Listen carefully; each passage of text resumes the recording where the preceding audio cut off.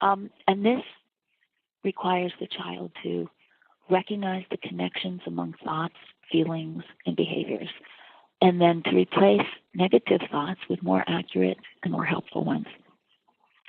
And importantly, during this component, the focus is on negative cognitions for the child. Focus is on negative cognitions related to everyday situations. Sometimes kids will automatically or without prompting identify trauma-related negative cognitions. We really want them to gain skills to process or change negative everyday cognitions before they're jumping to the more difficult trauma-related cognitions.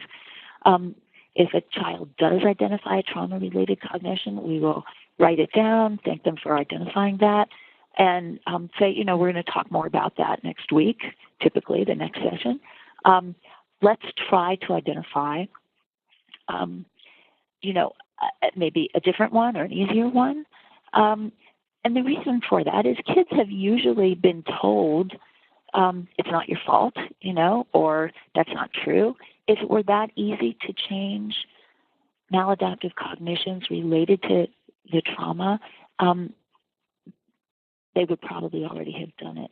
Trauma-related maladaptive cognitions typically are resistant to processing until the youth has done the trauma narration. So it's usually not as helpful to try to process those until the trauma narration has occurred.